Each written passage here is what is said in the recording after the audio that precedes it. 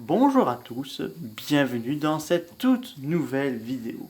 Aujourd'hui, on va parler des anciennes civilisations de Godzilla 2 et de Godzilla vs Kong.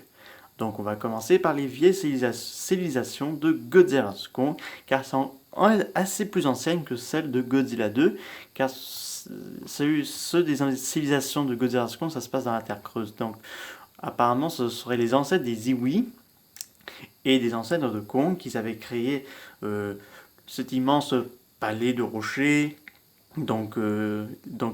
et surtout quelques statues, notamment cette main qu'on voit dans le film, ça a été fait par des Kong. Mais aussi, il y a certains humains qui ont fait, dans les Iwis, qui ont créé certains petits temples et tout, qui vénéraient autrefois ces singes puissants et tout, avant qu'ils se fassent déglinguer par les ancêtres de Godzilla. Donc les Iwis et les Kong ont bel et bien partagé le même habitat et le même lieu, puisque pendant la guerre, ils ont parlé d'une terrible créature qui a semé la panique, ils ont suivi les Kong qui les ont sauvés et les ont évacués vers Skull Island. Donc là, ça montre comment il y a une relation pacifique, pacifique, si je prononce bien, entre les Iwi et les Kong. Donc c'était très intéressant. Je voudrais trop voir un spin-off là-dessus. Du côté de Godzilla 2, c'était une civilisation qui a eu à la surface. Alors je suppose que c'est la civilisation du continent mou ou de l'Atlantide, parce que je pense plus de l'Atlantide, parce que là, pour ramener Godzilla vers la surface après le sacrifice de Serizawa, ça se passait là dans l'Atlantique, non pas dans le Pacifique. Donc là, c'était la surface d'un continent, parce que qui a été relié avec le continent mou, un grand continent, donc plusieurs civilisations.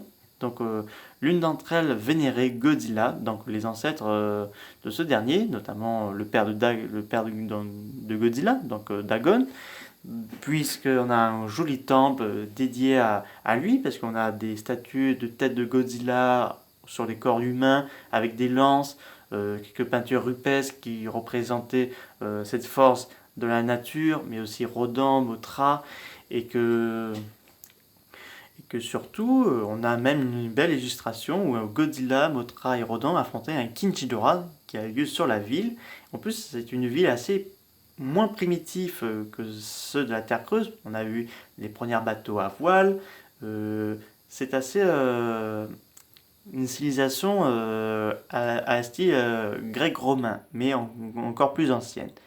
À Essalimara, dans le volcan de Rodan, on a également une petite temple dédiée à ce dernier, une peinture rupestre qui représente Rodan comme le démon du feu ou un dieu du feu protégeait les gens de certaines menaces. Pareil pour Mothra en Chine, donc des temples shintoïstes avec des gravures sur Mothra, ses larves, les œufs et tout, qui montre que c'est un être bienveillant qui protège les êtres vivants contre les forces malveillantes.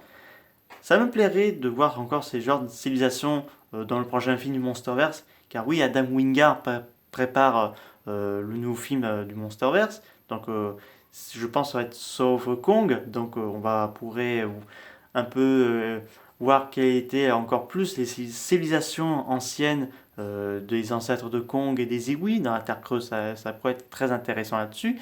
Même chose pour Godzilla, parce que j'en suis sûr qu'on aura un Godzilla 3, je le sens par mon sixième sens.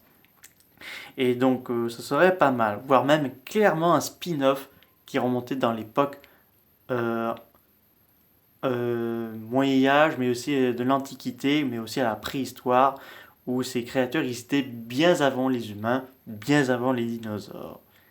Donc ce serait très intéressant. J'espère que cette vidéo vous aura beaucoup plu. N'hésitez pas à me dire ça dans les commentaires. Je vous dis au revoir.